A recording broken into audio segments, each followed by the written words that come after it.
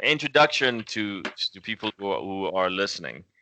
Um, did I meet you in Penang or did I meet you in Langkawi? I met you in Langkawi. We met in Langkawi, yeah.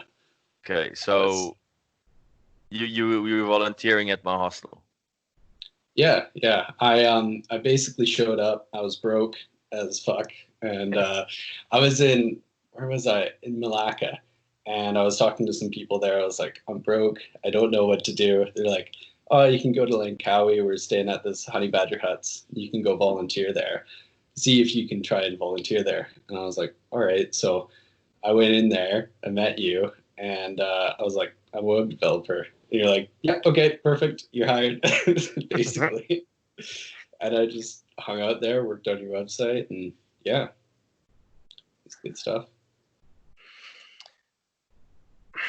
I do miss that place, I have to say. Yeah, It was a good little spot. I mean, it was a good little spot. Dealing with everything became a little bit much. Yeah, I bet. More so the landlady and my business partner at the time. It just didn't make it worthwhile anymore. Yeah, makes sense. And sometimes you got to move on to other things. Like you went to Australia after that. Yeah, Oz was great, man. Damn, Oz was good. Yeah, loved Oz. Where were you in Oz? I was on the West Coast. West Coast, so. Yeah, that's my favorite part. Like I anyone that goes to Australia, I always say, don't get stuck in Sydney. That place is awesome, but it's a trap. It's a big trap there. Like, yeah, I got there. I was supposed to get a job basically right away. So I got there, started renting a place, and it's so expensive. You get paid more, but you just get stuck there into the rhythm and everything. You just got to get out as soon as possible. Man, Perth was beautiful. So many beaches, great climate. The people were great. So nice. 10, 15-minute drive. You're in the middle of nowhere. Like literally just out of the city, the quote-unquote bush starts. And there's fucking kangaroos everywhere, but like just the amount of awesome beaches and stuff to see. You go north of Perth, you can go swim with the whale sharks. Yeah, dolphins in Monkey Mia or whatever. Yeah, it's wicked. Man. Yeah, it's awesome. Go down south, that's perfect too. Yeah, wineries, all kinds of shit. I drove a party bus in Perth for a while. Can you believe me driving a party bus and all these drunk fucks in just... You know what? Yeah, I can. That's the most Lloyd thing I think I know. The company was called The Transporter, and they just did a whole bunch of wine tours. The Transporter? It sounds like an action movie. It is an action movie, so I think that's where they got the name from. But it was literally just an excuse for these people to day drink. That's it. Yeah. Beautiful girl. The Australian way. Dude, beautiful woman. Like when I lived in Israel, I really thought that would be the pinnacle of beautiful woman. Like because all of them have to go to the army, right? Yeah. They have to. I think they serve a little bit less time than the men. How much I'm not sure. I can't remember. But they would come out of the army and they would do PT, so they would do physical exercise just like all the other soldiers. So they come out there like built like Greek goddesses, and there would be herds of 12 or more of them. Just because I was in the southern part of Israel, close to Eilat. Now Eilat is on the Red Sea, beautiful, warm, a lot of beautiful girls in bikinis. And if you're looking for Lloyd, just look for the drool trail. The creep sitting there with sunglasses. Man, and they all have like olive skin. Yeah. Beautiful. And when I lived there, I was like, all right, fine. This must be the country with the most beautiful women and the abundance of beautiful women. No, mate. Go to Australia. Fucking absolutely beautiful. But here I am driving a party bus. All of these very nice, sophisticated-looking girls. Yeah. 12 o'clock in the afternoon, they're so shit-faced, they're falling all over each other, and all that beautiful, sophisticated location, look, just go straight out the window. Yeah. And it sounds very classy. I'm going on a wine tour, darling. Yeah. No, I'm going to get shit-faced as quickly as I can and throw up by 1 o'clock. Have you been to any of the horse races there? The exact same thing. Everyone dresses up, super nice, and then they just get shit-faced and drink beer out of shoes. Like, they're just... It's a different breed of people, man. I love how not politically correct the Aussies are. Yeah. They call everybody cunt. Yeah. And even if you're a good dude, if you're like I'm in the States now, right? And I've picked up a little bit of the nuances because I was in Australia for I think about a year, a little bit less maybe. Yeah. So I get an email from my buddy over there, and he's like, "Hello from Mylup," because he's in Mylup. "Hello from Mylup, you good cunt." And that was the caption of the email. And I had friends. I was reading the email while I had a couple of buddies around. And all of these American guys look at me like, "Why is this guy calling you a cunt?" Yeah. I was like, and they all offended. I'm like, no. It's like, here you say fucker. You're like, hey fucker, how you doing? Yeah. And there's no negative connotation to it because there it's cunt. I love that. When I got back to Canada from Australia, like I went to a few pubs and stuff like that with my friends, and I would just say, like, get a few drinks in me. I'd say cunt a few times, and it was like, quiet the fuck down, like, shut up. You're gonna get us in trouble. You were at the hostel when Tegan was there, right? Yeah. And what was her? She had a little saying of "Stay in your lane, you cunt." Yeah. She was funny. Yeah, she was funny. She was funny. I actually thought that she would have made a good host for the podcast. Yeah. She can carry a conversation. She's funny. She got a good sense of humor. Wasn't interested. Oh, that's just the way it goes. Yeah. At the end of the day, like I told you, I want to try and use this as a platform to do good. Once we get a decent amount of viewerships and downloads and whatnot, and just recognition, start doing environmental stuff. Beach cleanups wherever we are. Wherever we can get information from hostels that are doing stuff like that. Throw it out and say whoever is in the area, if you want to do some actual good for the environment, you can do this there, you can do this there, you can do that there, blah blah blah blah blah blah. And she's very environmentally geared, and even with that carrot dangled in front of her face, going, "Look, you can actually do some good here." Yeah. She wasn't interested. That's all right. We're not recording, are we? Yeah, we are. Yeah. Okay. What, you think it's going to be some formal start? Okay, now we're going to... Oh, it is what it is, mate. Yeah, okay.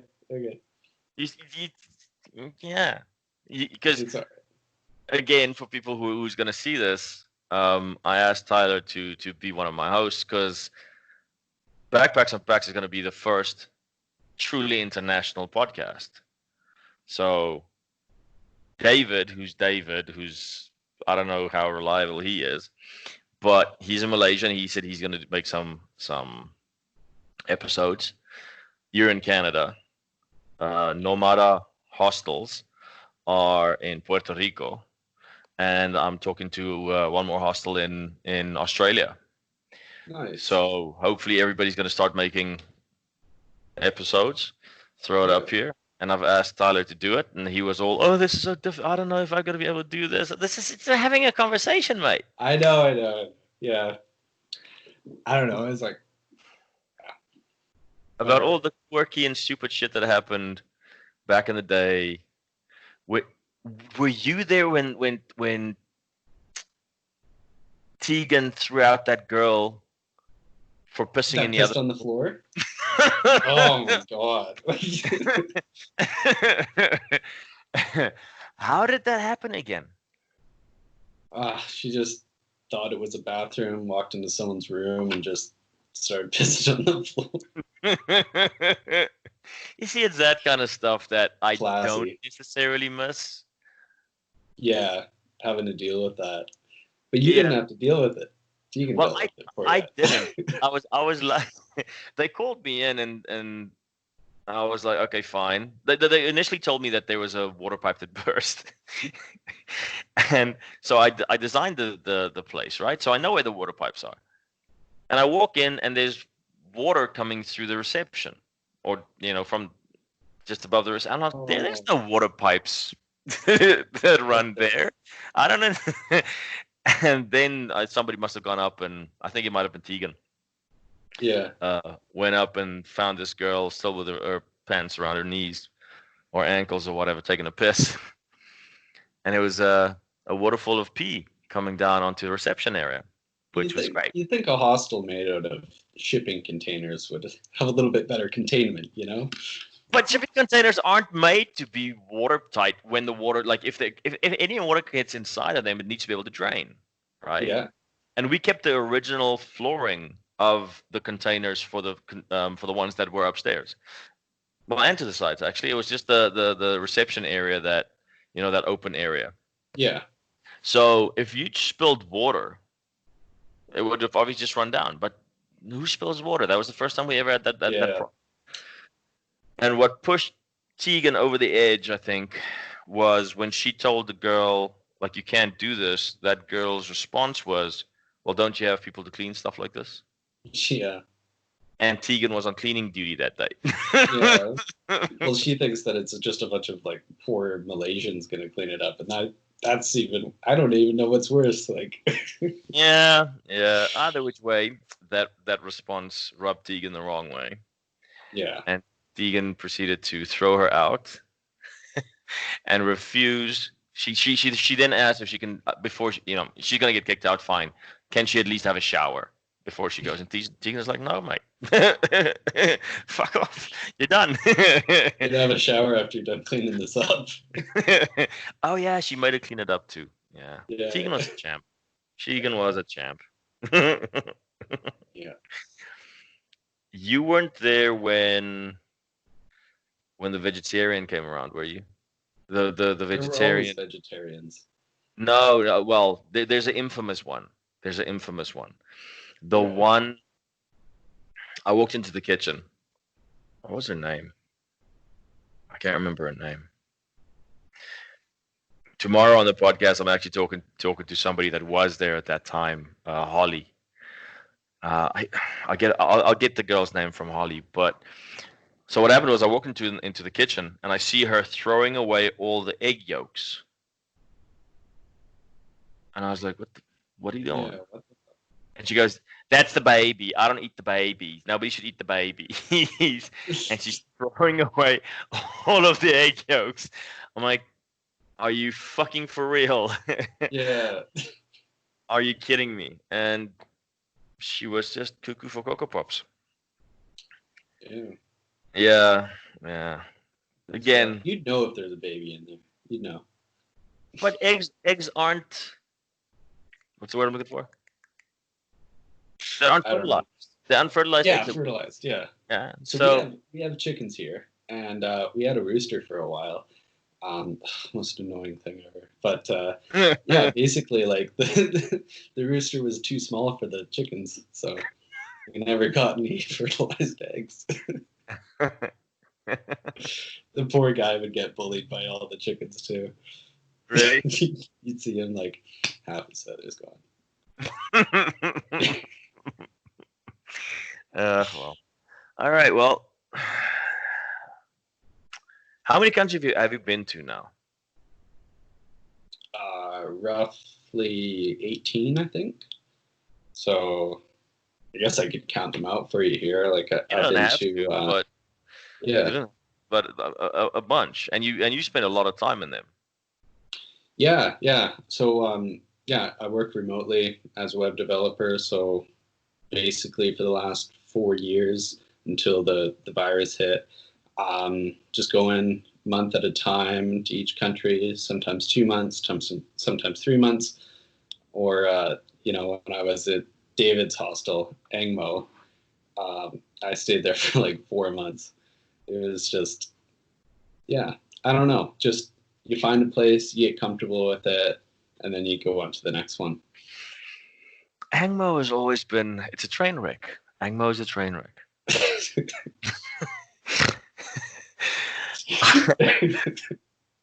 It's a good trade back. It's beautiful. It's such, so Angmo Hostel is, again, for the people that don't know what we're talking about, it's a hostel in Malaysia on the island of Penang in the historical Georgetown area. It's a great little spot. They've got a lot of beds. So David is the owner, and he was a business partner of mine in our first hostel that was called Super K, which was also on Penang. But David is a character. David's great. I love David. David is a character, and I think it's everything. The train wreck spawns from him. I walk in there once, and this was when Clement was still here, when Clem was there. Yeah. And she was teaching a yoga class, and I opened the door, and there's a girl.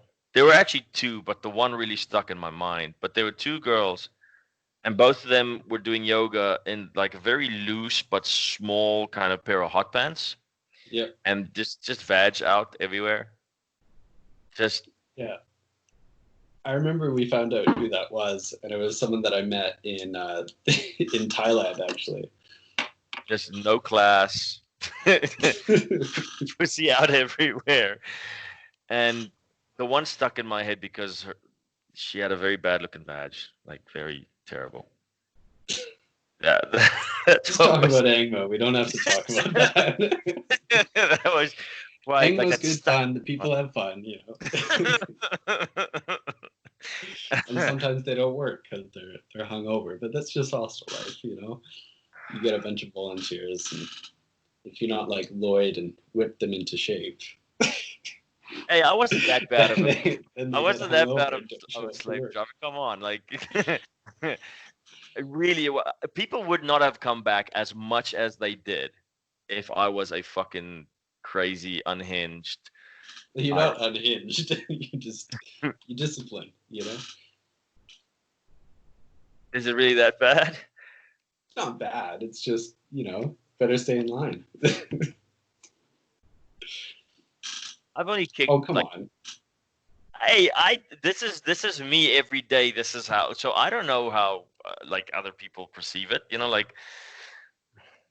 So I really don't know how. So if you just say disciplined, I don't know what level you mean and how ill-disciplined other people are, for them to go, look at that asshole. You know. So I don't know. It's a legit question, actually.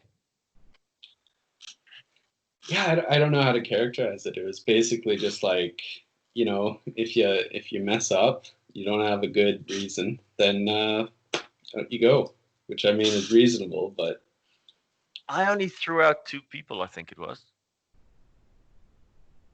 Yeah, I only threw out 2 people. Well, I didn't even. No. I don't want to say threw out as if I physically removed them. One guy was like you kind of you weren't all buddy with everyone all the time, right? So it was kind of like people didn't take advantage of you. Oh, okay. I guess. Okay. Hey man, you guys got free food. A lot of people were telling me, I wouldn't do that. I'm not saying that was a bad deal. I'm just you ran a good ship, you know. That's what I'm saying. I tried to anyway. That place made money, right? Starting, we were profitable after the second month, which in most businesses that does not happen. Nice. And then as soon as I left, that place just went. Yeah. It's closed now. It's closed. Like there's no business being done there. I sold my half of it, and right after I left, pretty much, it face planted. Yeah, when I went there, it was like I went there after you had left. You were in Australia. I went there. It was understaffed, but the staff were awesome. Like they were basically doing a job for two people, every single one of them. And they were doing a pretty good job, but it was only so much one person could do, you know? Mhm. So it was, they were kind of like, do you want to volunteer here? I was like, nope. Yeah, we were pretty decent amount of volunteers and stuff back then. Like I try to make sure that we had enough staff. Yeah. I think you actually let someone go to have me work on the website because it was like 12 people or something like that you were, you always had like 12 people, I think it was. I can't remember, man. This is so long ago. David has this knack to remember. So I think we started Angmo in 2014. I'm sorry, not Angmo, Super K, the first hostel between like that me and David had. I think it's 2014. And David can remember guests we had back then. And hey man, do you remember this guy? I'm like, no, mate, no, not even almost. Like, stop, don't try, because you know the answer is gonna be no. Like, there's few that stick out. There's a few that, okay, yeah, I remember him vaguely, and yeah, I keep in touch with this dude and that girl and whatever the case may be. But for the majority, that's no. Yeah. Okay, so your two favorite countries. My two favorite countries. What are they? I'd have to say Vietnam and Sri Lanka. So I think Vietnam was the first place that I ever really had culture shock. So like I started traveling in Australia, and then I went to Thailand, hung around Asia for a bit. Never really experienced too much culture shock. And then Vietnam, it was like I got into Saigon. So, and that's just a crazy city.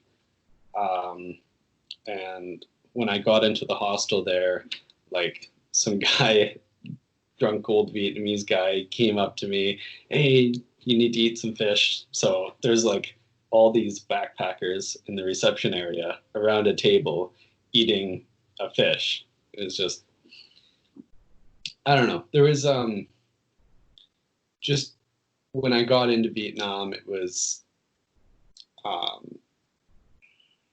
don't know, it was something else. And then you have all the propaganda everywhere and everything like that. You kind of feel like you're in like a dystopian movie in a way. Wait, what propaganda? Well, they have propaganda posters everywhere in that like old Soviet style artwork. You know, you have propagandaing what? What's the message they put? I've never been to Vietnam. Yeah, it's just all about the Communist Party, right? Still. It's yeah, definitely. And there's hammers and sickles. So when you walk down the street in Ho Chi Minh City, that it's called, you have like on every second lamppost or whatever, you'll have a flag with a hammer and sickle or a star for like the Vietnamese flag. And then when you walk around, there'll be posters with, you know, a soldier and a teacher and a priest or whatever, like all together and just looking out into the, like the whole staring into the distance thing. Yeah, exactly. Okay.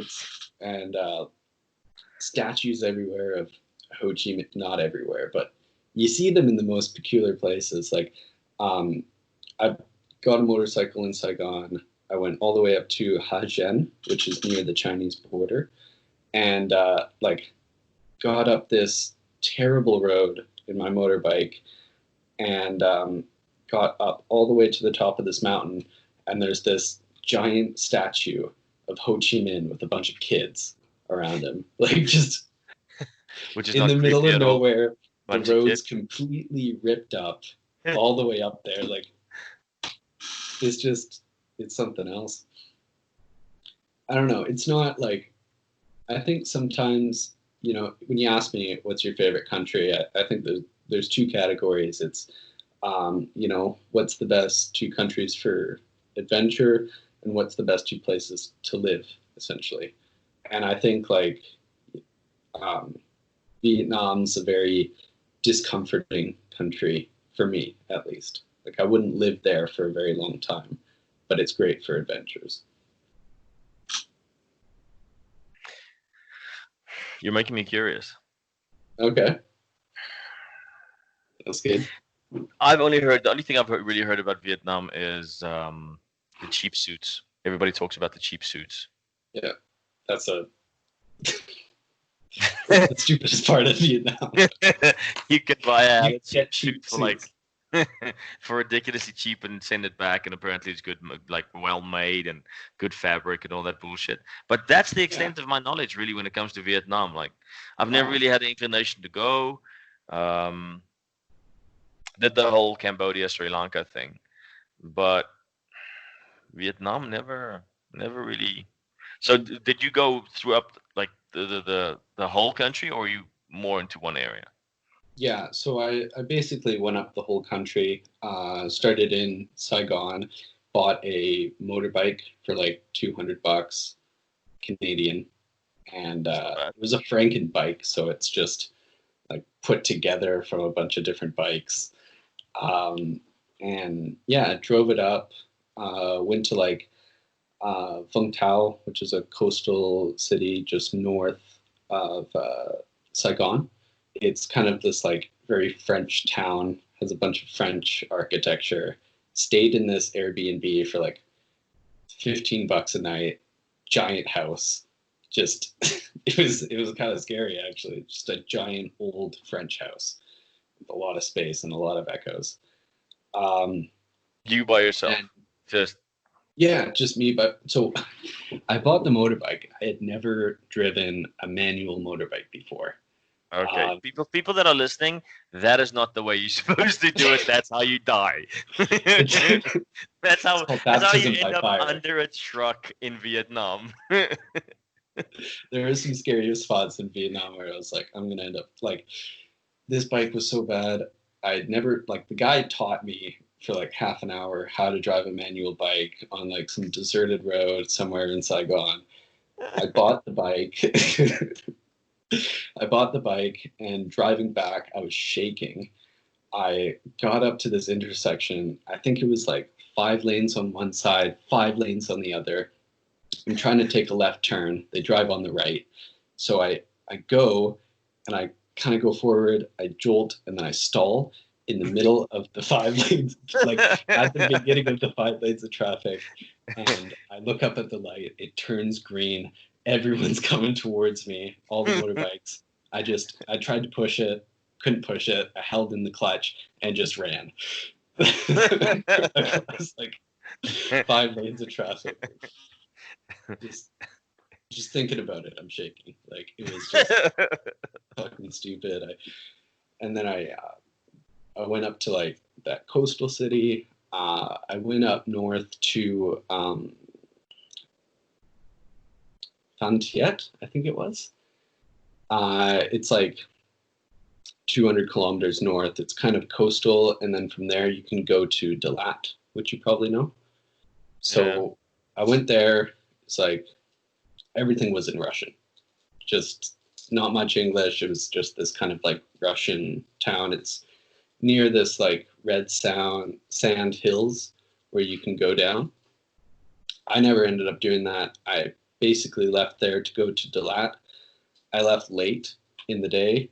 It was like noon. I should have left at 8 or something like that. I went through there's a few mountain passes to get to Dalat. And on one of them, I was driving. I had my, so on my motorbike, and then in the back, there's this kind of tray over the back wheel that you can put your backpack on. I was going up this hill and I hit a bump and my backpack, the tray just falls off and my backpack goes rolling down the hill. So I turn around to go get it. I try and put it back on, not going to work. So I put it on my back. Keep going. It's starting to get dark. There's no street lights because it's Vietnam, right? And I passed this like hotel in the middle of nowhere. It's probably like $5 a night to stay. But I was like, no, I'm making it to Dalat tonight. So I have my backpack on. Again, that's how you die. Yeah. So I told the guy I said, I'm probably not going to be driving at night, so don't like the headlight, basically you can turn it on full, but it doesn't run off the battery so that I can start it. It runs off of the alternator. So anytime that I'm revving up the engine, that's when the headlight is on. But once it started to get dark, like I still have this backpack on my back and I'm going through this mountain pass. It gets completely dark, and the only time that my headlights work is when I'm revving the engine. So like, then there's potholes everywhere, twisty, windy roads, giant trucks behind me, and they're shining their headlights so I can kind of see. But what I can't see is what's right in front of me because my shadow is in some hidden potholes everywhere. And then the last thing that happened was the muffler, part of the muffler that attaches to the engine, popped out. So my motorbike's extremely loud. I have this like tiny little pink helmet on.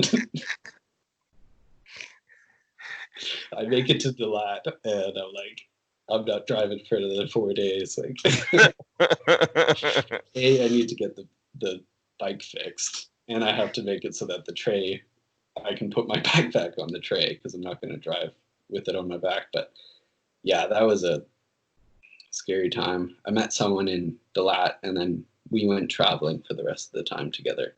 So after that, it was me and this girl, and but before it was just me, and that was something else. So how difficult is it to register a motorbike in Vietnam? Like, do you even worry about stuff like that? Do the cops ask you for it?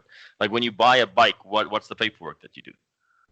So the bike can't be under your name. I might be getting this wrong here, and it might have changed since then. But essentially, whenever you're a foreigner on a bike in Vietnam, it's illegal. You're not allowed to own a bike in Vietnam if you're a foreigner. Okay. So they give you this blue slip or whatever, and that's basically your registration with some random Vietnamese guy's name on it. And if the cops pull you over, you have to show them that blue slip, but there's warnings and everything. I never had any problem with police, but you should always have about 200,000 dong in one pocket or one wallet, and then the rest of your money in the other wallet, because essentially they'll ask for a bribe, like, and 200,000 is the minimum. I'm not suggesting anyone bribe police in country. But in that part of the world, it's kind of like the way things work in that. Yeah. In Vietnam, really, it's.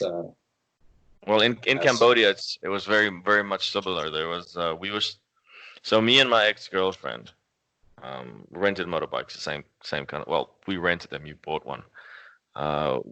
Flew into Phnom Penh, got 2 motorbikes. She had hers. I had mine. It was the most uncomfortable motorcycle I've ever ridden on. Like a month after that trip, my tailbone was still bruised. Like it was still like I feel it. My ass was just in pain. But there was this one specific spot. It was a T-junction, turning into one of the main streets in Phnom Penh, and there was a sign, a little signboard that said you're only allowed to turn right. But it was very easy to turn left, like meaning there wasn't any obstruction in the road. It just looked like a normal intersection. Yeah. But that little sign was there. There were hawkers on the side of the road, had their umbrella open, completely covering that sign. Completely. You couldn't see it. Doesn't matter what you do, you couldn't see it. And me and my ex turned left. And obviously that's where the cops stand.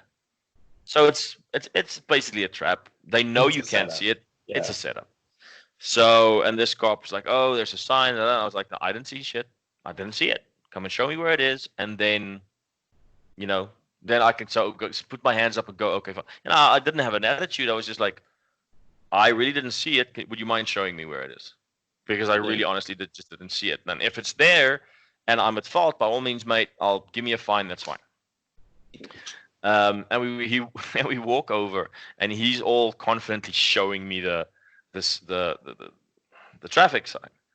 So I walk like 3 steps back, and I'm like, Yeah. clearly this thing is in the way. It's obstructing the view. You cannot. And I'm like, mate, sorry, I'm not going to pay you. I took a photo with my phone, and I just said, if you want to give me a fine, give me a fine.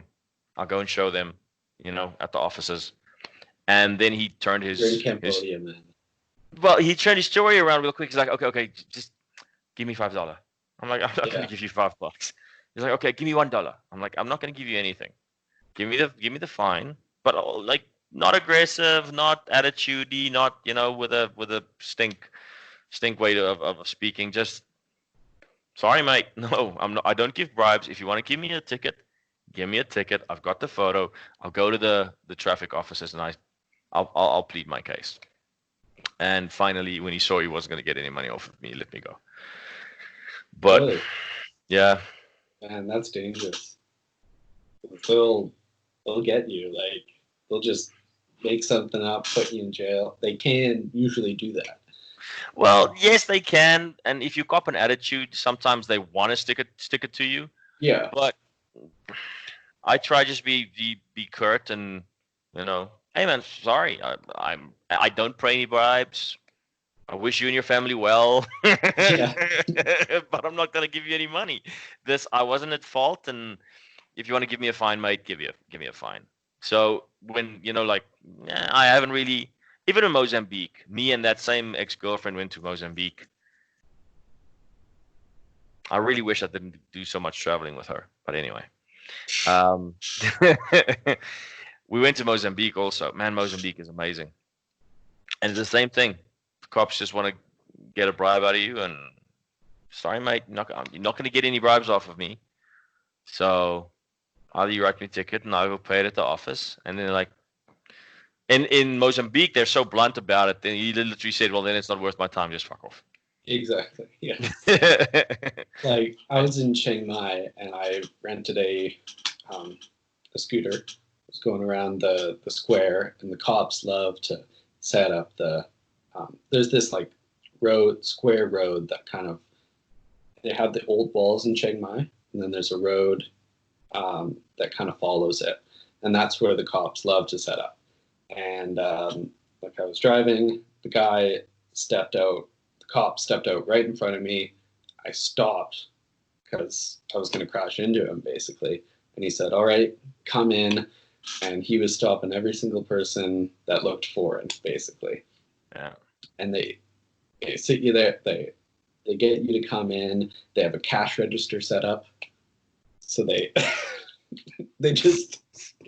sign the ticket, and then you go up to the cash register, and then you pay the fine. And then they give you a piece of paper, and that means that you can't get a fine for another 5 days. So it's a big business, right? Man, that irks me so much. It irritates me so much. We went to Siem Reap to go to see Angkor Wat. Yeah. Amazing place. Bloody hell. Like, you get templed out in Southeast Asia, right? Yeah, you definitely get templed out. I was templed out long before I went to Angkor Wat, but Angkor Wat is amazing. It's not really even a temple. It's a like ancient city or some shit, but whatever. And there was a sign in the bathroom that said, I can't remember what I took a photo. I'll have to go through all my, but so I can't remember the exact, but it's something like 50 cents for a local to use the bathroom, and like $5 for a tourist. They're all like that. What? This is bullshit. I can't believe that's the first time you've ever seen that. It's everywhere in Thailand as well. You go to a temple, this much for local, this much for foreigner. It's not the first time, but it was the first. It was the blatant. The blatant. I don't know what's the word I'm looking for. Just. I don't know. I almost want to sound millennial. Yeah, discrimination. Yeah, but I mean, it costs. It's basically the same cost for you as the local. It's just the local doesn't No, make as that's a much money. justification. That's a Yeah, it is a justification. justification. At the end of the day, now imagine if you walk into any store in a Western country and they do that That's kind of stuff. different. That's different. No, it's I not. don't No, know. it's not. How is that different? How is that different? The business model is this is my cost, right? Yeah. This is my markup. That's my price. There should not be any identity politics coming into play into that scale. They shouldn't. Like in Malaysia, they got the same thing. If you're a white person living in Malaysia, your price is here. If you're Chinese, your price is a little bit lower. If you are Malay or Bumi Putra, and then if you're Indian, like for some reason they charge you comparable maybe to the Malays or whatever. But you just get, and it's bullshit. It is utter bullshit. I refuse to do that. I do think like the price of something is really what the market will bear, right? So I mean, if you had the same price for tourists as you did for locals, like the locals want to go to their temples, right? And it's a different experience for them. It's like a religious thing, right? Well, it's not like a religious thing. It is a religious thing. So I mean, like if you had the same price, then it would be overflowed by tourists, and not very many locals would make it in there. Most of the temples that I went to did not ask you to pay. Like Angkor Wat is more of a tourist destination. There's no current religious gatherings there at all. It's if the locals want to go there, I can see that it can be free to locals. Granted. Yes. Not the bathroom. Everybody needs to take a piss. Okay, yeah. We kind of took this on a different journey, but right? Yeah, I see what you mean by a bathroom. Like, so and if you buy a T-shirt, everybody needs a T-shirt. If there's something that's historically owned, or it's of that country, so there's a cultural significance, and the people want to go there, and they should pay less. I granted, yes, it's part of your heritage. By all means, might go. And if you're a tourist, you don't pay taxes in that country, so it's kind of justified to go. Okay, fine, we need to pay a little bit, please. Okay, fine, that's great. Yeah. But taking a piss, buying a T-shirt, normal everybody commerce. poops, right? Yeah, normal commerce. That's when my tail feathers start going. Yeah. No. There's a market in Phuket. I love this market, man. It's so cool. Really big. It's if I'm not mistaken, it's Phuket Town Market. It's close to Central Festival, the mall, and it's only on the weekends. But there's one part of the market where they don't have any prices for any of the merchandise. And these guys employ that kind of shit. And then towards what part is that? Would it be the east part? The east part of the market? There's a whole bunch of stalls where they actually have listed prices. This costs X, and that's what it is. And even though like the locals might bargain a little bit more, so they get but at least it's equal. It's like, doesn't matter what color your skin is, mate. This is the price. If you want to bargain. If you don't want to bargain, that's on you. But that's what it is. That I can respect. That is fair. That is not playing identity politics. And those are the guys that I would go and support. I would buy my stuff there. I'd buy my shirts and my shorts and my whatever. The other ones are just like, no, mate, you're scaly. Piss off. Yeah, but it's also like what you're willing to pay. Like if you're willing to pay like $19 for something, go ahead, But they're obviously going to try and get a little bit of money out of you because they think you're rich, right? Yeah. And you kind of are in that country. There was so in Cambodia, I feel kind of bad, but also not really for this. we were in Phnom Penh. We just finished our travels through the country. I'm on my motorbike. I rented. My ex is on the motorbike she rented. We're going down the main street of Phnom Penh, and on the side of the road, at a lot of the intersections, there's these little the kids that beg, beggar kids. Oh man, this story is gonna paint me out like such an asshole. So, but it was, look, coming from Africa, you get used to this kind of thing, and you see through the normal, not the normal, but the initial face value, that kind of sad face that they want to put up, and just give me money for anything kind of thing, So,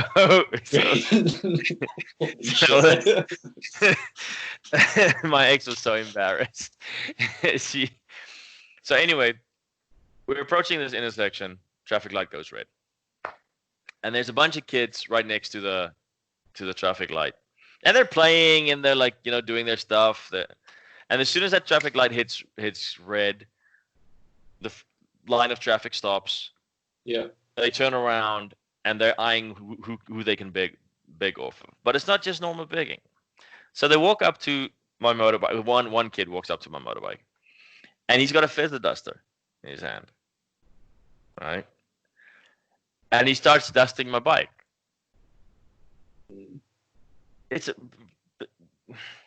Did you hear I said a feather duster? Yeah.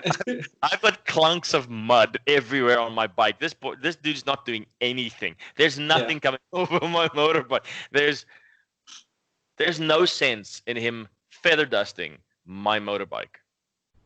And I shit you not, he maybe did it for like 5 seconds, and then out the hand comes. Yeah. And I was looking at this debacle going on in front of me. And I couldn't help but start laughing. I was like, "No, mate. What? You want to wash my bike? I'll pull over and you can wash my bike, and I'll give you some money for it." But that's what's going on in my mind. I'm not going to have a conversation with the poor kid. But I just started giggling. I was like, looking at the mud that's still there. And I turned to my side, and there was a car full of other backpackers, full of tourists that rented a car, and they just glaring at me because all they can see is me laughing at the poor kid. And the daggers in their eyes of me. And I look over to my ex-girlfriend, and she's just like looking down. And under her helmet, she's like, "Oh, fuck, you're embarrassing me." And luckily, the light goes green, and off we go. Leave the poor kid in the dust. Oh, well, luckily he got out of the way by then, and maybe the fact that I was, kind of giggling at him, he realized I wasn't going to give him any money. Yeah. Yeah, but yeah, shame. But that's the thing. They try and target. Everybody tries and targets the backpackers. Yeah. Well, it's only natural. I mean, when I went to Sri Lanka, which is my second favorite country, it was just after the bombings, right? So, 95% of the people left. So you were just after what? Sorry? Just after what bombings? The Easter attacks in 2019. Yeah. Oh, shit, I didn't even know anything about it. Really? Oh, it was crazy. They bombed some churches and stuff. So, I didn't. Yeah, and then there were big rumors about how they were targeting tourists and stuff like that. So, a bunch of people. They had people who have travel insurance. They travel insurance basically said we can't insure you if you're in Sri Lanka, so we'll buy you a ticket out. So 95 or something like that % of the tourists left the country, and then exactly. That's when you decide it's good time to visit Sri Lanka. I mean, we were planning on. I'm seeing a pattern here of poor decisions while you're traveling, my friend. I will say that going to a country after a terrorist attack is probably the best. I know it's terrible to say, but it's probably the best time to go because everyone's left, so things are cheaper. The security is crazy.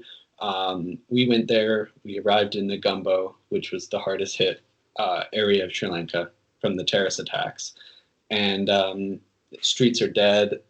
So it was interesting. Apparently, it's super busy most of the time.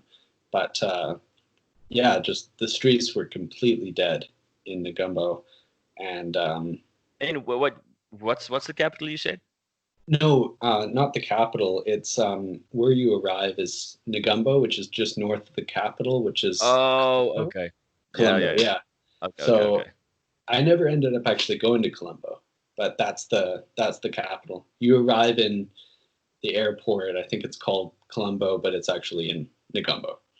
That's why you confused me, because obviously I've been to Sri Lanka too, but I didn't. I just thought we landed in some suburb of Colombo. Yeah, I mean, maybe it's a suburb of Colombo, but they all say Negombo. So, but yeah, like arrived there. Hotels were super cheap. Got a really nice hotel for like $17 a night or something like that, Canadian. And then we went up north and then came back down south to end in Arugumbe, which in the kind of beginning of summer is the nice place to be. So Sri Lanka, as you know, I think the south coast is good in certain times of the year, and then the southeastern coast is better in other times. But all the times of the year, there's someplace sunny in Sri Lanka. So yeah, we went to Anuradhapura. I can never say that name. Do you know what I'm talking about? It's like the Angkor Wat of yeah, it's like somewhere in the central, right? Yeah, central north, Yeah, like just north of Kandy. Yeah. So yeah, like went there, went traveling around. Everything was super cheap, almost no tourists. Like we went around the whole Anuradhapura, and I think we saw like 2 other tourists the whole time we were there. So Wow.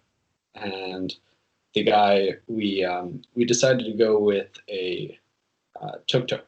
Like I would have never done that. I would have rented a bike and gone around, but this guy was basically offering to drive us around for about the same price as renting a bike. Actually, it was just because no tourists around, needs to get some business, so give him a tip, I think, as well, just because it's hard for people after that. Went down to the south, and this is kind of where the connection for the price comes in, is that you go down to a place. You ever heard of Lions Rock? You went there, right? I didn't go to Lions Rock, no. No. Okay. It's like this rock where they set up some city on top of.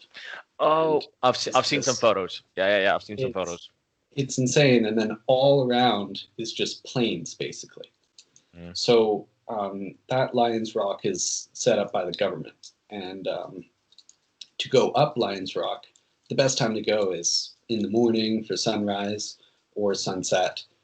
And we had an Airbnb basically just in the shadow of the sister rock to Lions Rock. So there's Lions Rock, and then I wrote it down there. It's Pitter and Gala Rock. But yeah, basically, this other one isn't controlled by the government. So it costs like $1 to go in, and then you climb up and you oversee Lions Rock, which costs about $30 to get to. Yeah. So like Sri Lanka, super cheap, but anything to do with the government, very expensive. Because the government's like, well, if tourists are going to come, we may as well make our money, Makes sense. But yeah, it was just it's really cool. It's more of the religious rock, and then the other one's kind of the other one. And there's a moat that goes around the rock with crocodiles in it. No shit. So we biked, like the Airbnb had some bikes for us. So we biked around trying to find these crocodiles. And then right as we were going back, we found a ton in this moat. it was just, it was so, and then talking about bad decisions, down in the south, like down around Aragumbe, there's another town just south of it called Panama. And then there's this crocodile lake there. And so Ludi and I, my girlfriend, we go to this crocodile lake and we're walking around the edge of the lake, like, where the fuck are the crocodiles? And right next to the water, probably. So Toes in the water. we come around and like right where we were is just a shit ton of crocodiles. It was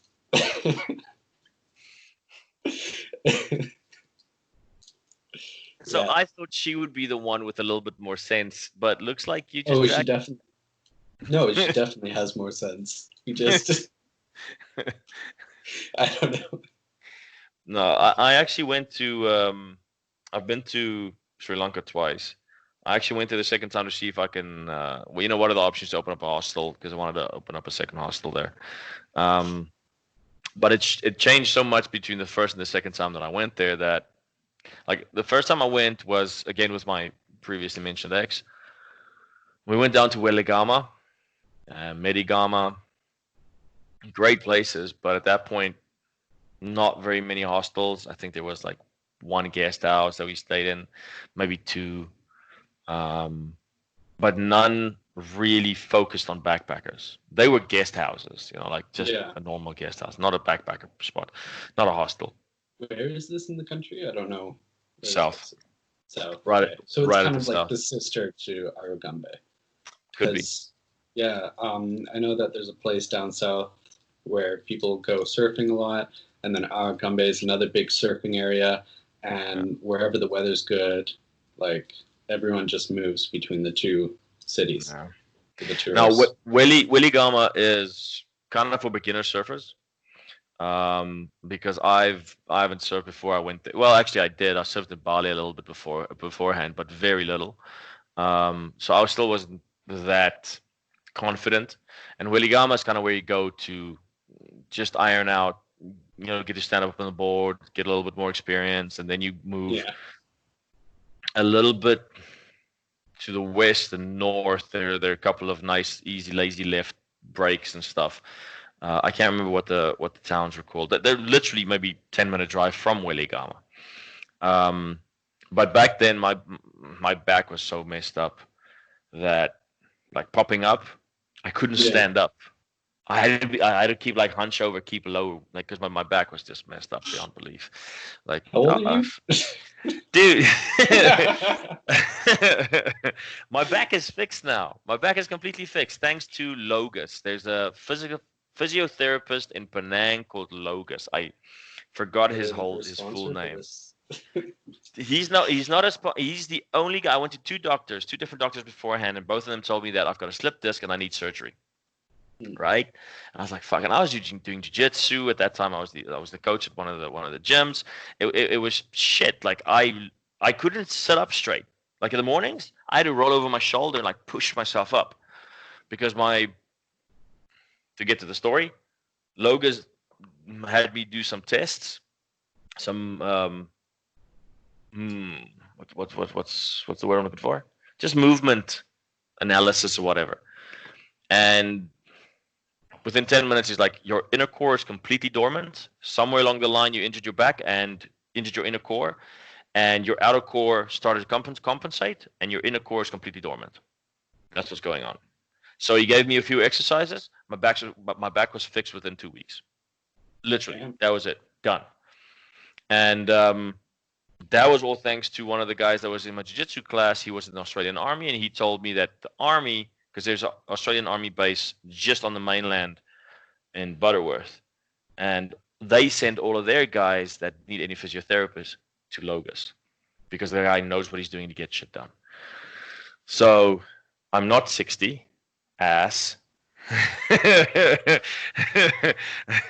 I've just had to work a lot in my life. So. Oh yeah, okay. No, really. I know exactly where I hurt my back too. This was my first trip to America back in. I think 2000 or 2001. I came up to Minnesota and worked on a fucking pig farm. That was disgusting. Hated it. Hated every second of it. But finished my contract, and while I was there, twigged my back. Like a really big. And you're young, like whatever. Like it happens, just get on with it. But from then it just went. Yeah. And then you end up going to Sri Lanka, trying to enjoy your life. You know, your back's still a little bit, messed up. You tell somebody about it, and the asshole laughs at you. That's what happens. God, I'd love to meet this asshole. So yeah, I went back to Sri Lanka the second time to try and see if there's a possible. By then there were like 10 backpackers in Weligama. The market is closed. Absorbed all the opportunity that there was. So I was like, whatever. But the food is great in Sri Lanka. Everything's. Yeah, the food. Oh, it's so spicy. I love it. It's so good, and it's so cheap. Ludi was having such a hard time. Like, she just kept on. She hated the spicy food, right? So we go to this like Western style pub, and she's like, "Oh, thank God, I can get some French fries. I don't have to deal with the spiciness." So she orders some French fries, and they come out with chili, just a pile of chili on top. There's when we went to Kandy, and we were there was this one restaurant, very nice restaurant. I forgot the place name, but they had buffalo curd and honey. Mm-hmm. So buffalo curd is a very big part of the Sri Lankan, traditional. Yeah.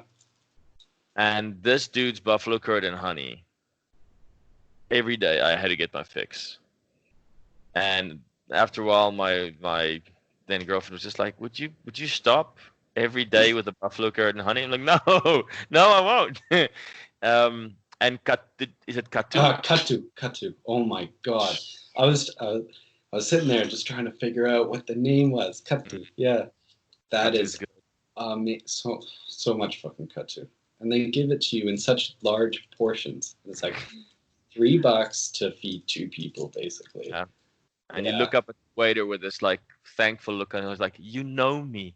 Thank you for all this. Thank you for the servings." The cheese cut too, so good. Yeah, no, they got really good food.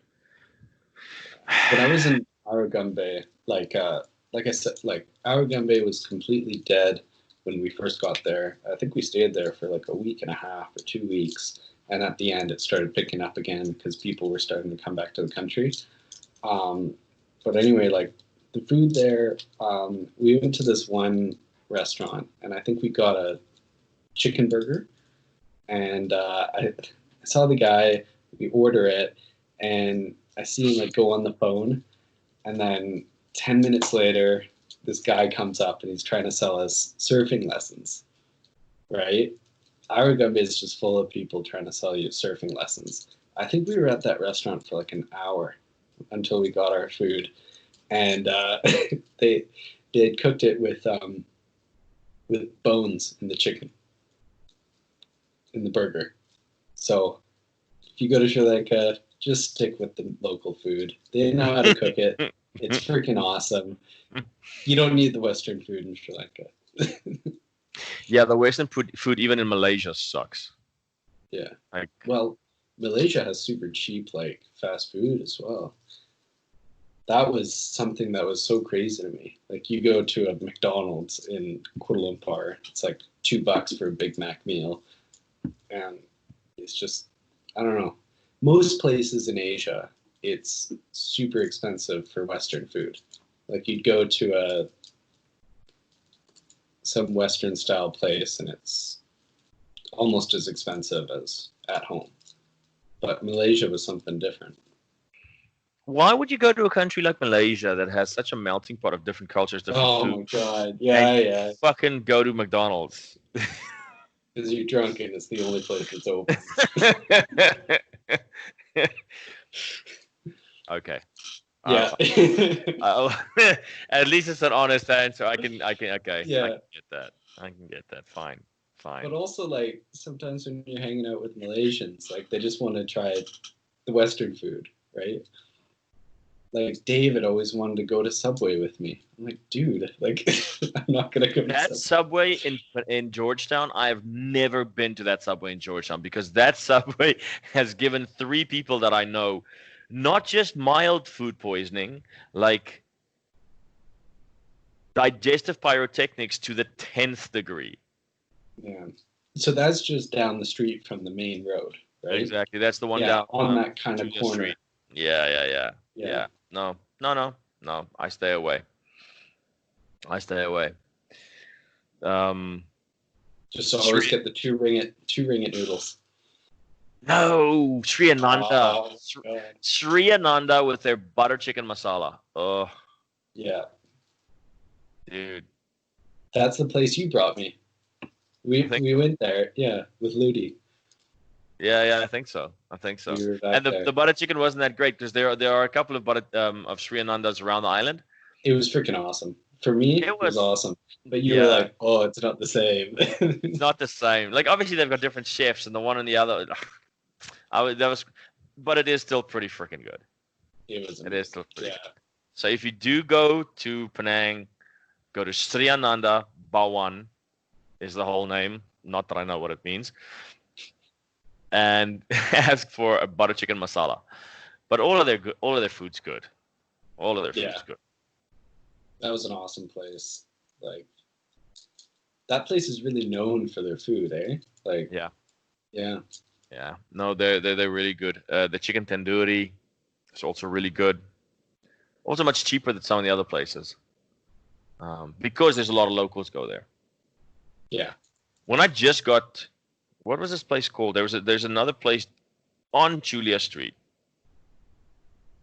that also had they've got a different butter chicken. And it used to be amazing. Bloody hell, I can't remember this place's name. And me and David always used to fight against which place's butter chicken is the best. Because I would always take our guests to that place, and he'd be like, "No, take him to Sri Ananda." You guys are such a cute couple, man. Fuck you.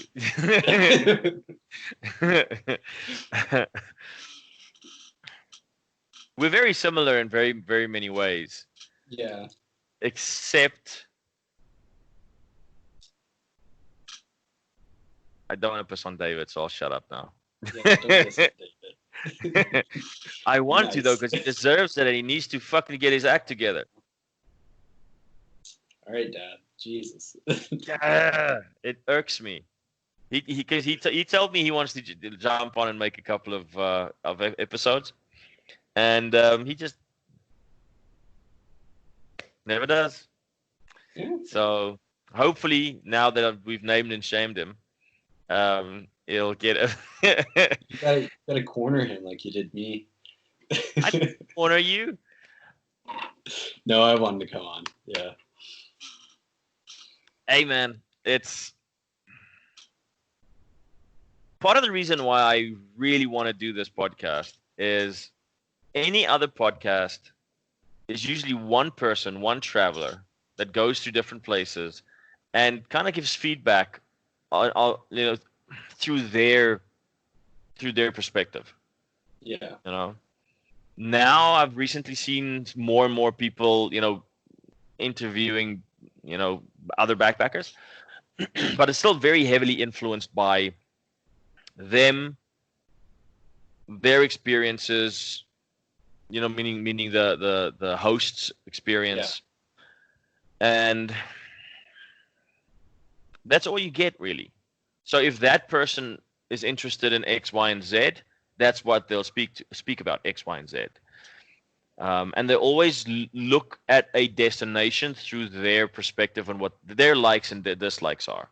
Yeah. Whereas when I started making the Honey Badger Hut podcast, I would speak to 3 different people that went to the same country, but they had such different interests that they gave me 3 completely different takes on the same country, different recommendations, different places to go. Even if you go to the same spot, they would be attracted to different things. One guy would go scuba diving, and the other one would go party in the jungle.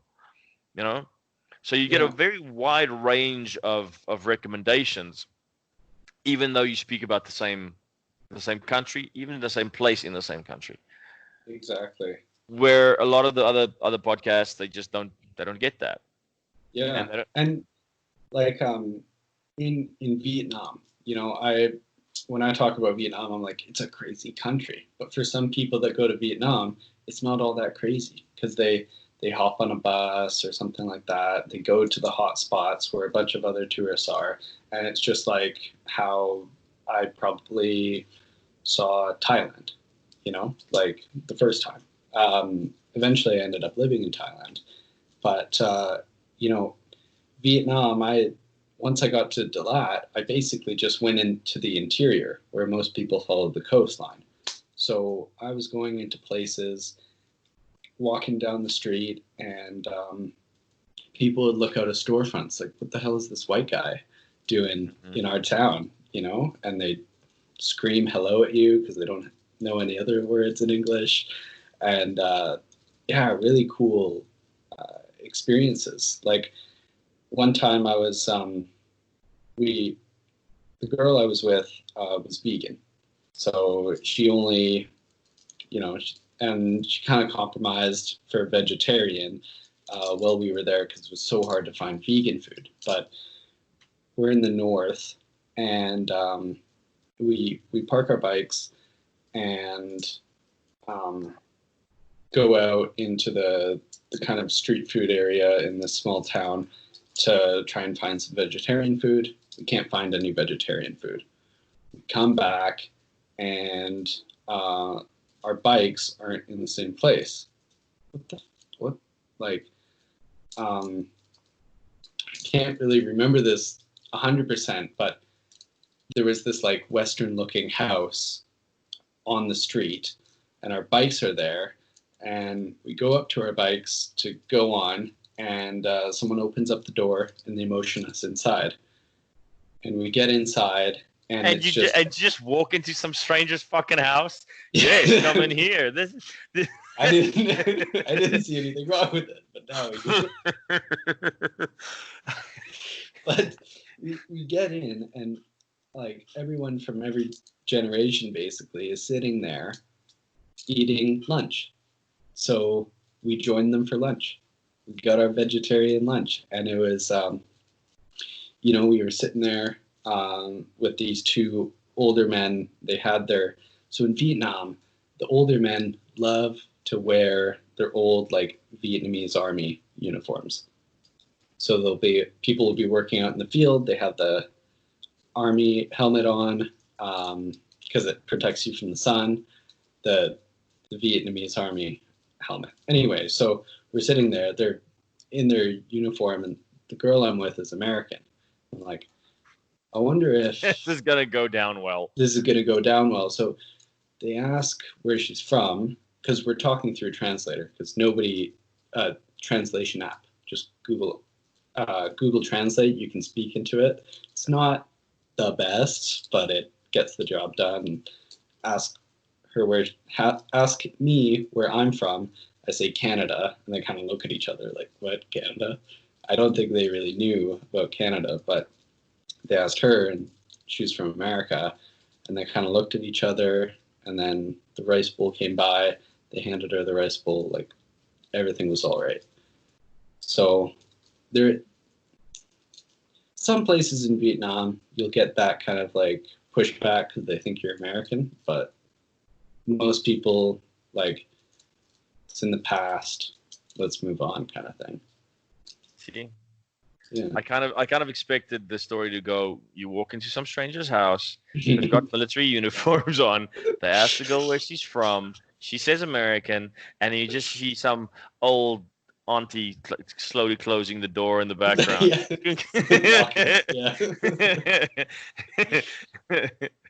No, it was all chill. Like we hung out, and like Google Translate can sometimes make some really weird translations happen. So like I went up to this one guy. I had some problems with my bike. He's a mechanic. So I say, hey, like I talk into Google Translate. I use some run-on sentence like, "Hey there, my bike isn't working. If you're able to drive it and get into third gear, you'll see what's wrong with it." So it reads that out to him in Vietnamese, and then he responds with, "My brother's great." Like,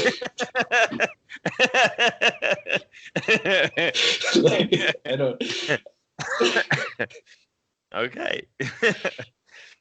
All right. That's not what I was saying, but yeah. There was. So, again, for people that don't really know the history so much of the podcast, there was a earlier rendition, if you want to call it that. The hostel that I used to have in Langkawi was called the Honey Badger Hut. So we started a podcast called the Honey Badger Hut podcast. There was no marketing for it. It wasn't really aimed at or planned to be a proper product. It was more so just a value added thing for the guests, that when the guests do come, we can say, hey, we've got a podcast. If you're going to Vietnam or whatever, there are a couple of episodes and some recommendations and whatever, so you can have a listen. And most of the guests enjoyed it and they liked it and whatever. But there were a bunch of guests that did speak about Vietnam, and two of the guys said that there's a website, because so many people rent scooters or buy motorbikes, that there's a website with pre-plotted trips. I went on one of those. It was pretty nice. There's tons of websites with those kind of things, and then you download the map, you have it on your Google Maps, and then you can use it to go from place to place and check each place out. It's yeah. I mean, some of them have it planned by day. Some of it have them planned by region. You know, if you're in this region, do this and check out this, that, and the other thing on the way. So, I mean, yeah, if you're in Vietnam, you don't really know how to do it, that's a great resource. I can't remember the name of the website that he told me, but I did go on it, and it was quite well planned. Like distances between where the gas stations, petrol stations are. Yeah. Like the whole shebang was done. And I wanted to ask you something just now, but I forgot what it was while you were talking. I can't remember what it was. I don't know. I'd say for Vietnam, don't really worry about gas. There's gas everywhere. You can get it. It's not really something to worry about. So listeners, please take that with a pinch of salt with his decision-making paradigm that we have discussed previously. That has come to light. Yeah, don't even worry if you've never ridden a motorbike. You'll be all right in Vietnam. Because in Thailand, the petrol stations close at, I think, 9 or 10 o'clock, which was new to me. Yeah, Thailand, not all of them. I think there are a few, very select few, that do stay open all night. But if they do close, then you get these tiny kind of mini gas stations. You just put money in and you can fill up some stuff. I don't think I'd drive, unless you're in a city. I wouldn't drive at night. Like that. It's like Australia. Like, don't drive at night. I wouldn't either. But, you know, you get some crazy people that have never driven a motorbike and jump on it and then decide to drive up mountain pass. Up a mountain pass with no lights. So, you know, there's some people out there that might think that sounds like a great adventure. And you said, like, Ludi is the reasonable one. I won't be doing shit like that anymore with her. Like, she won't have any of it. She keeps me out of trouble. So if you would have to pick one place, give me one place that you definitely say people should go to in Vietnam and why, and then one either incident or place or thing that people should definitely not do in Vietnam and why. I would say that there's like 3 different places that you can go in the north of Vietnam. I think it's Sapa, or is that another place? I don't know. There's one just like in the northwest of Vietnam. Lots of people go there, and then there's Ha Giang, which is centrally north of Hanoi, and then you go to the coast where all those rock formations are. Halong Bay, I think Long it is. Bay, yeah. Yeah, so I would say do the Ha Giang Loop. It's absolutely fascinating. The roads are terrible, which is kind of part of the fun, but it's just, I don't know. It was just absolutely fascinating. We went there, I think I was there in February, so it was raining sometimes. Don't be afraid of the rain. Take precautions, obviously, but it's, you ever heard of type 2 fun? So type 2 fun, so there's type 1 fun, which is like fun while you're doing it. And then type 2 fun is not fun while you're doing it, but you look back fondly on.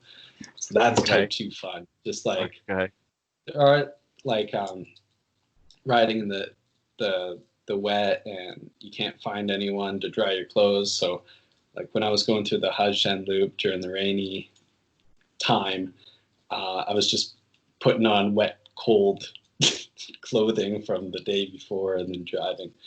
It was crazy, but like that place around Ha Giang, that loop that you do, it's absolutely beautiful. And there'll be signs up telling you, like, signs for the locals on how to treat tourists and signs for the tourists on how to treat locals.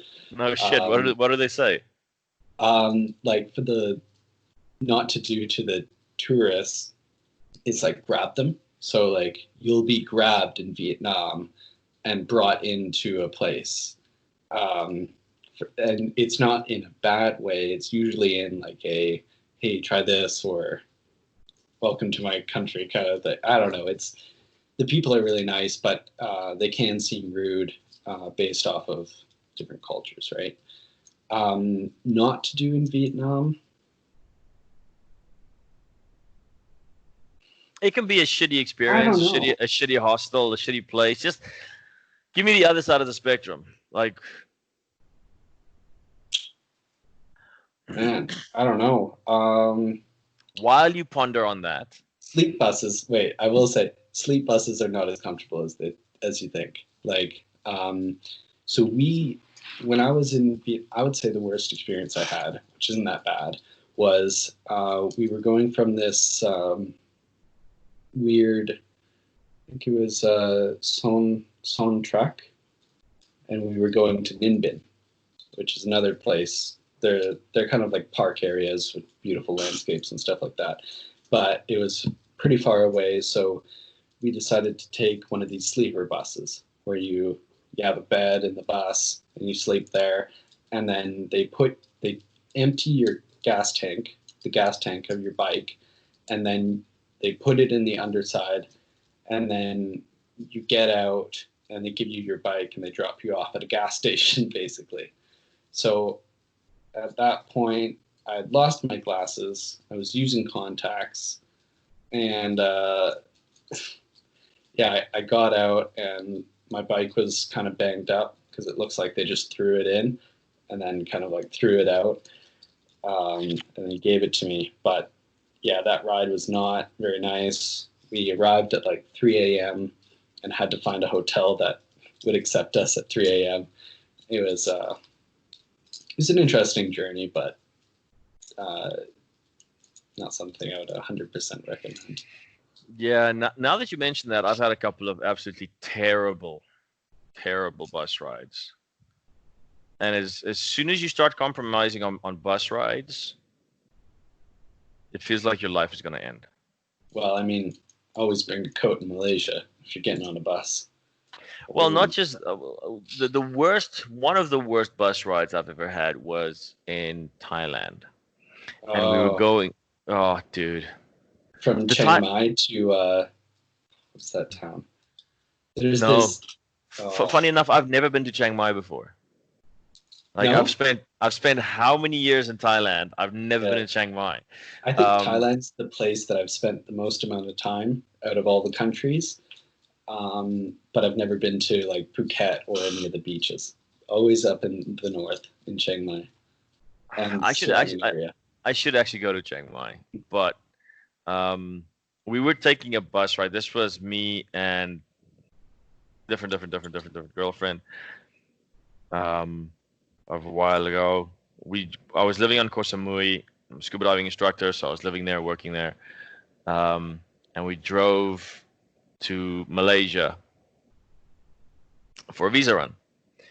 And you know these puppets they have in Thailand, really high pitched, like, and it's like almost like a silhouette. It's always just the silhouette puppet. I've heard of the puppet shows. They had this shit on the TV of this bus, blaring full volume for, I don't know, fucking 6 or 8 hours. I can't remember how long the bus ride was. I could not sleep a wink. She couldn't sleep. Nobody could sleep. And they did not, like, Thai people don't have volume control. Like, if you go to any one of those street markets, every single, like, stereo system on every single stage is turned up full volume. It is, I mean, it's quirky, but after a while it gets on your fucking nerves, mate. I'm on a bus. I just want to sleep. So it was terrible. It was absolutely horrid. Everything's loud in Asia the horns, the honking, everything. But okay, we talked about Sri Lanka, but the buses in Sri Lanka, they're fucking awesome. I've never been on the buses in Sri Lanka. Oh, the buses are so cheap. I went from Kandy to Negombo. It's like a 4-hour bus ride. And it was $1 or like 70 euro cents. Like when I say dollars, I mean Canadian dollars from Canada. But it was like, I think it was like 70 euro cents for this 4-hour bus ride. They're like party buses. The doors are always open. They're always playing some crazy music and stuff like that. And they're surprisingly like on time for what you would expect, right? we pretty much stuck to the trains. Like the trains are just as cheap. Oh, the trains are awesome as well. Yeah, and the trains are pretty wicked. The one from Nuwara Eliya to Ella. Yeah. Yeah, you know that one, right?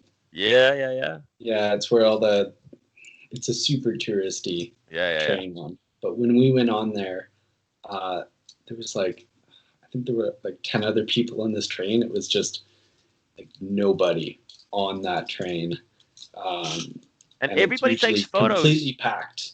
It's usually completely packed. Yeah, they always take photos of hanging out the train and stuff like that. People are still gonna fucking die. Well, no, somebody's gonna hang out there, and their hands are gonna slip, and in that beautiful scenic little place with the bridge and then with the train curves like that. Yeah, you can just. So if you take the train from Nuwara Eliya to Ella, you won't be on that bridge. It's the next stop from Ella.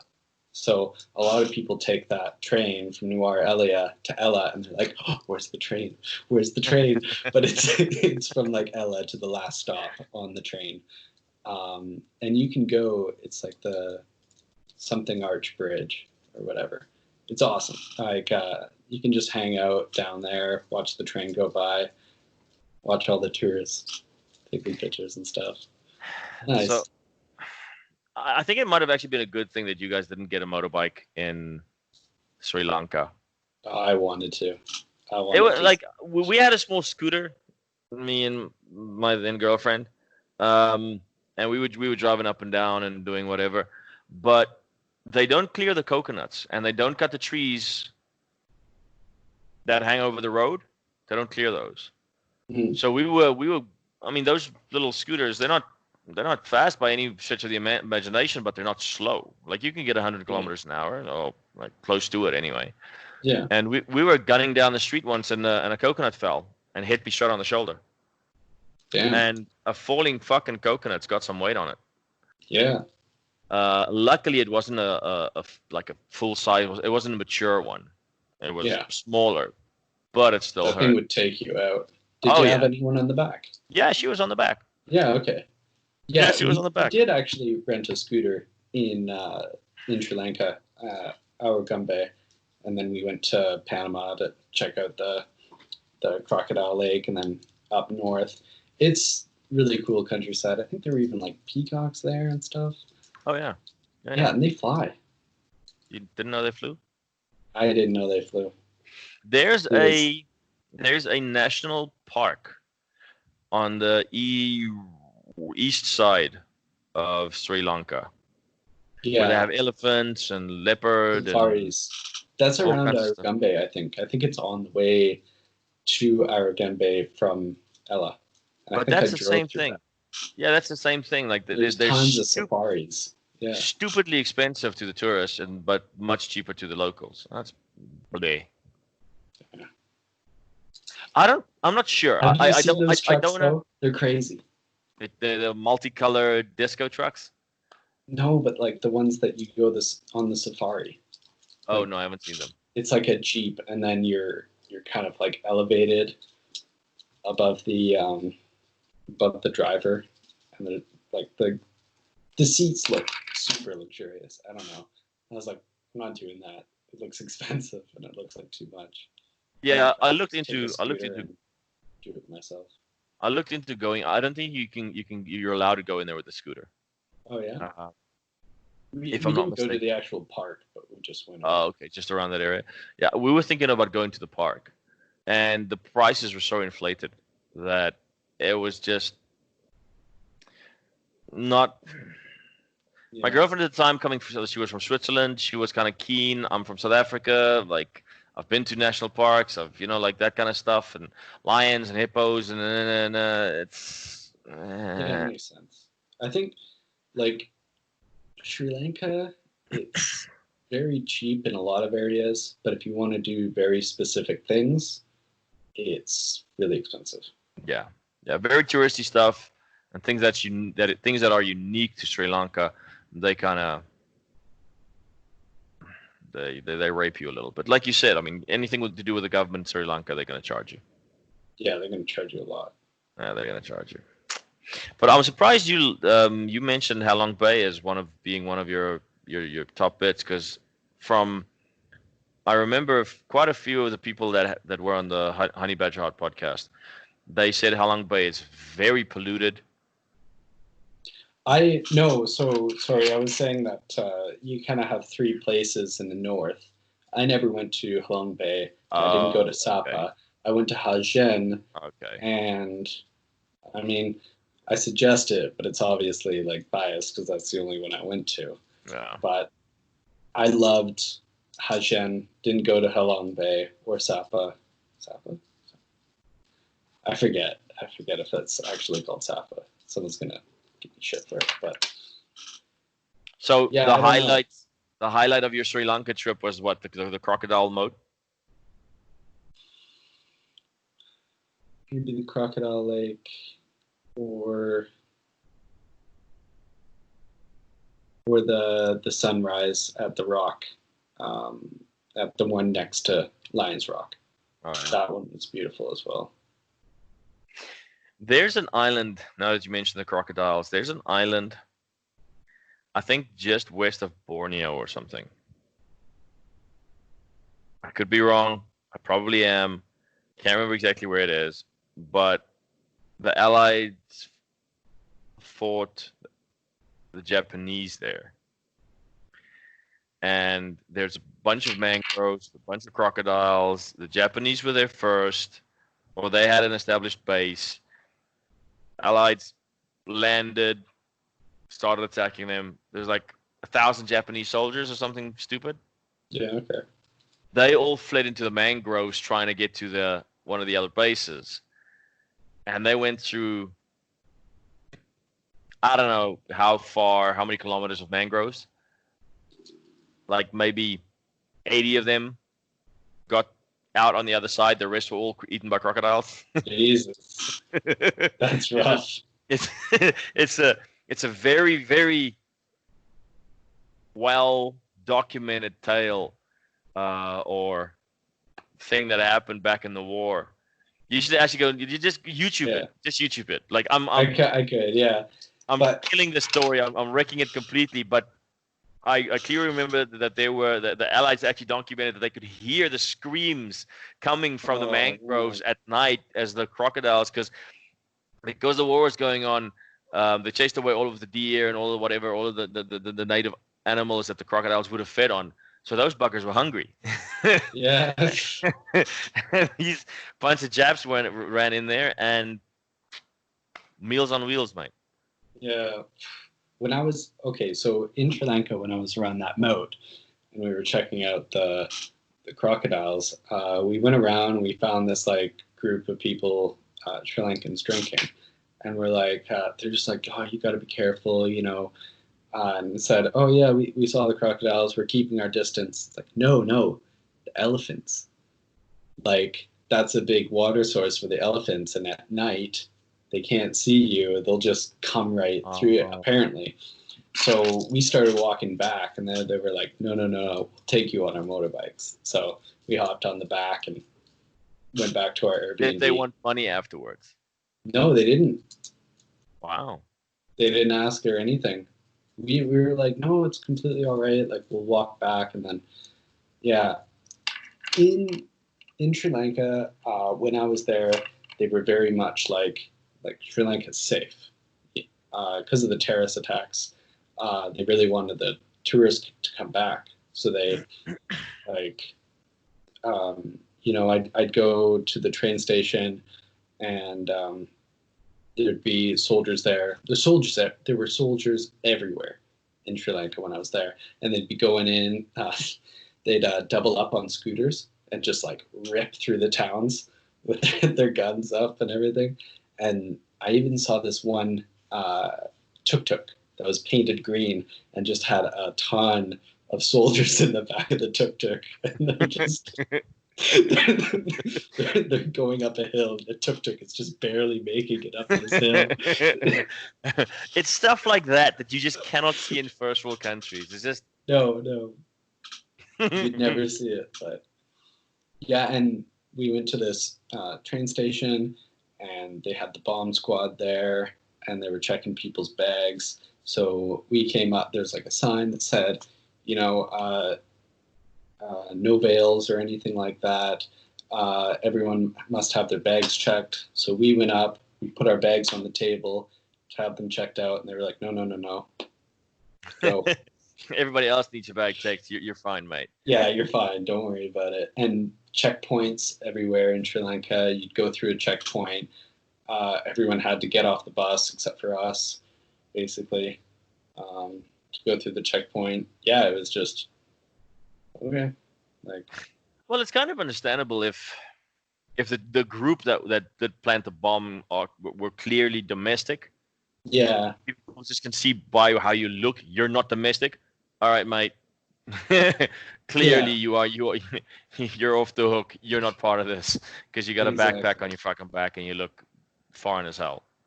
Yeah, you can never do that in a Western country, though. But well, I mean, it makes sense because it's like if I was gonna ever do anything, why would I go to Sri Lanka to do it? Exactly. No. Stupid. Nah.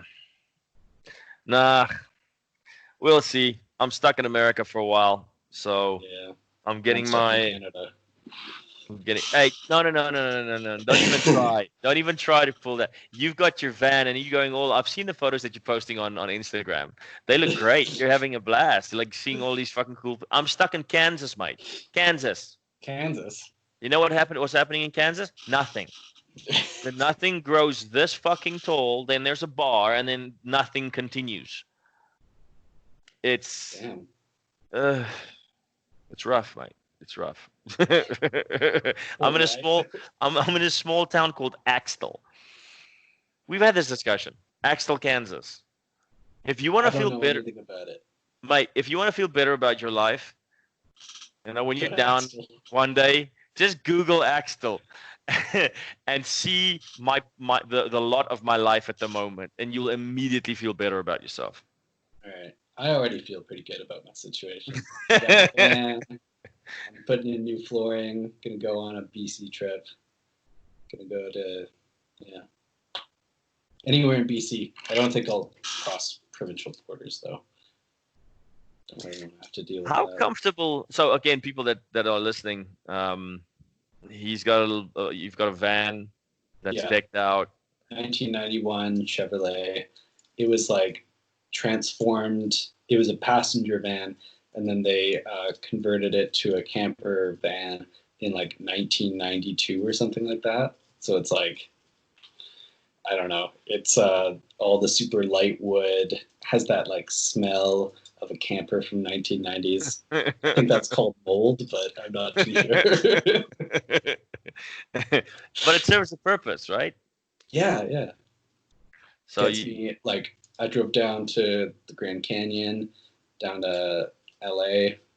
Didn't go to Kansas naturally, but yeah, I had a great time. I mean, I've been traveling all these different places, and I never really explored Vancouver Island, which is where I'm from. So took like 3 months during summer, 2 months during summer, and traveled Vancouver Island, tried to figure out the place I was from, and then hopped on down south for hopefully warmer weather, but didn't really end up like that.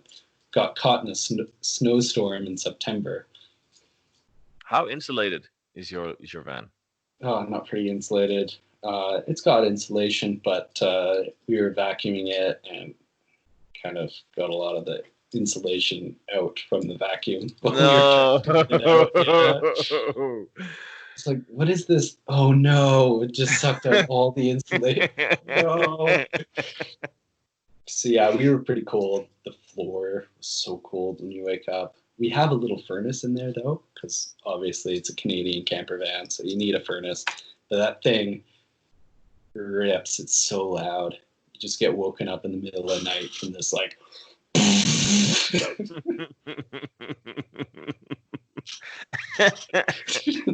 it's like a plane trying to take off in your van when you wake up at 3 a.m. It's something else. But And how long are you going to continue doing the van thing? Until I move to Kelowna, probably in September. And then, I'll be using the van to go camping around Kelowna and in the Kootenays and stuff like that. That's in the interior of British Columbia. Okay, because I was thinking, because Cologne, and because when you said Kelowna, I thought you just mispronouncing Cologne, the European one. No. So okay. Thank you for that clarification, because you would left me in complete confusion. Yeah, but it's like there's this area of Canada. It's called the Okanagan. It's basically between the two mountains. There's the coastal mountains and then the Rockies. The Rockies has Banff, Jasper, if anyone knows those. And then on the coastal mountains, it's just off of Vancouver, basically. So it's right in the middle of British Columbia. It's a great place. Well, hopefully my lot in life improves. I shouldn't make it out as if I'm, fucking heavily depressed, destitute. But Kansas, Kansas is kind of I might be moving to Tennessee middle of next month. Nice. About an hour away from the Smoky Mountains. That would be nice. Still up in the air if I do or not, but we'll see. Hopefully anything's upgrade, right? Yeah. Right now I look out. Living in America, though, have you bought a gun? No. Okay. No. I don't know what Kansas. So. I don't really have a knee-jerk reaction or knee-jerk urge to do it. Makes sense, yeah. But then I'd also be. I'm not technically allowed to own a gun yet. Oh, okay. So you got to be here in X amount of time, blah, blah, blah, blah, blah, blah, blah, all the red tape you got to jump through. But I don't. You don't have a reason for it, right? No. I just thought it'd be funny if you did. No, like act still here. You sleep with your doors open. Nothing's happening. Like it's one of those towns, and it's that part of it's great. But then at the same time, what am I going to waste money and just find a pot plant I can shoot or something, you know? Beer cans, man. That's the best part of opening gun. Shooting. Oh, what? It's also really flat there, isn't it? So it's not like you have very many places to shoot against. Yeah, no. But Okay. if it does so happen that I do move to Tennessee, and it is so close to the Smoky Mountains, definitely gonna buy myself a motorbike. Oh, Because yeah. the twisties going through those mountains will be amazing.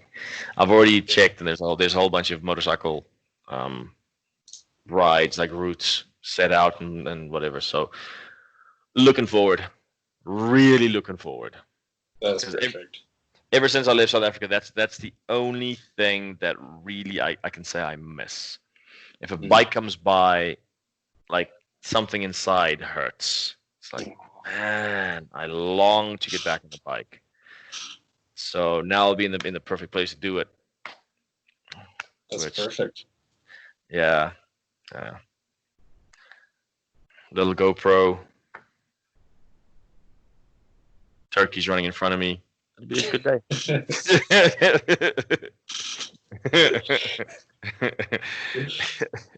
Yeah. There's a woman from Tennessee that lives 2 doors down. Very nice girl, but she's really got this Tennessee thick accent, you know, like real. And I don't know how I feel about it. Yeah. I don't know. It's. I like that accent. It's nice. I don't know about Tennessee specifically, but like it's the Southern accent. Here in Kansas, everybody's accent is actually quite neutral. It's not as distinctive country, if you want to call it that. You know, like. Yeah. And then I speak to her, and it's like, this is peculiar. Like, okay, this is different. Thinking I'm going to be surrounded and all of that. Let's see how that goes. Maybe next time you talk to me, I've got a little bit of a twang. Anyone mention your accent when you're around there? Oh yeah. And I don't think I really have a very thick South African accent anymore, because I've been traveling since I've been pretty much straight out of high school. I packed my bags and buggered off to Israel, and then I've spent more time away from South Africa than in South Africa in my adult life. So my South African accent has dwindled as years gone by. So I don't really think I've got a very thick one. No, you don't. I was just thinking if they've actually noticed it, you know. Yeah, they have. Most of them think I'm Australian. Yeah, naturally, yeah. Are you Australian? No. And I still get the what, you're from Africa? No, you're not. You're white. Yeah. I still get that every now and then. It's like, yeah, mate. Yeah, there are some. Not very many, but there's some. I don't know. But we've been yapping for 2 hours, mate. Holy shit. Thank you for the chat. All good. Yeah, thank you. And when are you going to start making your episodes? I don't know. Depends on how long it takes to find people. I reckon I can find some people to do interviews with, yeah. So that means you're going to do one tomorrow? Because I told you I can find people for you. Yeah. Tomorrow I'm busy, man. Yeah, I kind of figured that's what the answer is going to be. Maybe a couple the next few weeks, yeah. It'll be fun, yeah. I'd like to be able to just set up in the back of my van, just meet people and invite them in the van and have a chat. I reckon that'll be fun.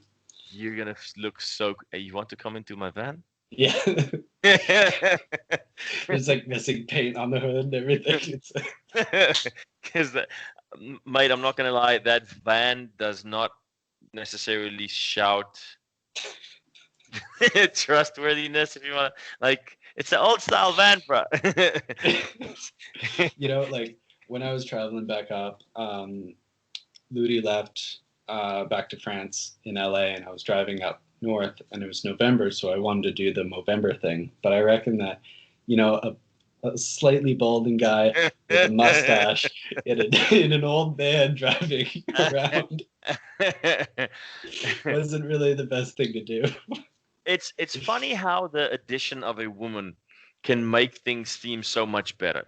Like if they see you and Ludi together, like in the van, like okay, there's like okay, Seems they're natural, traveling. yeah. Yeah, it's that they're traveling. But as soon as it's just you in the van, it's like look at this creepo weirdo over there. Yeah.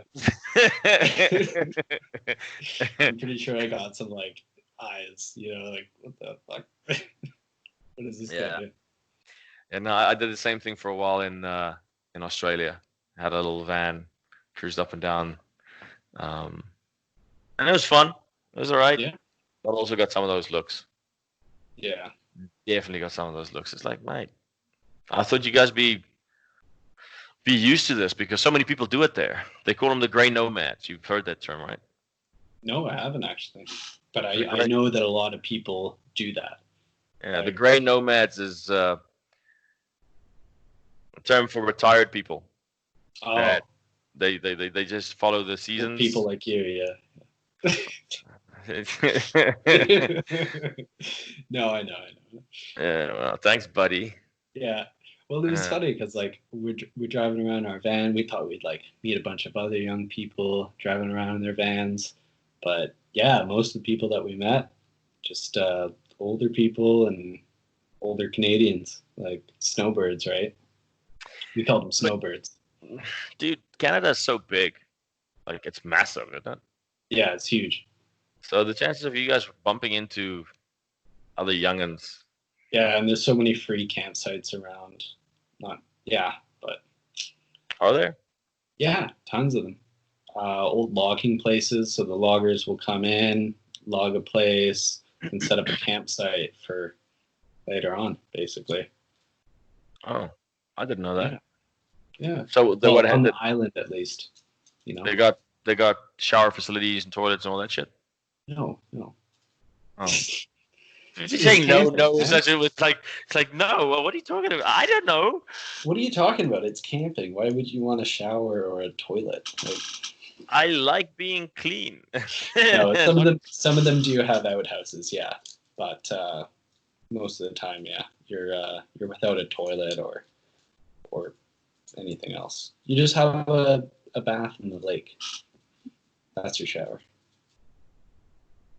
So you polluting up the lake with your fucking soap water? What's wrong with you? No, you don't use soap. Oh, okay. Or you can get biodegradable soap if you're fancy, Okay. But yeah, you just do a little scrub in the lake.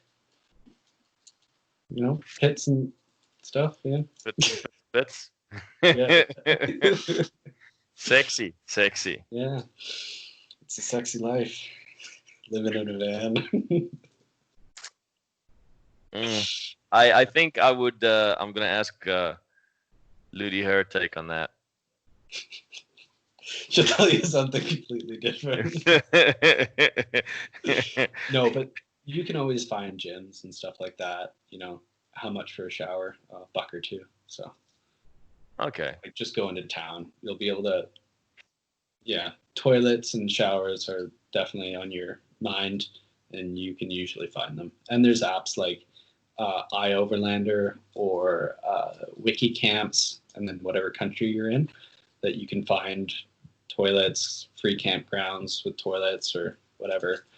Just plan accordingly, and always have a plan B. If you camped out somewhere and you can't get a toilet, just have a bucket.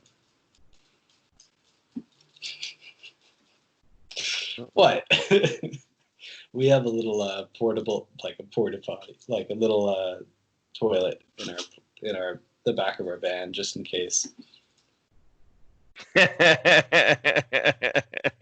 it's got its own little room. Like we have a little bathroom. Yeah, it's great.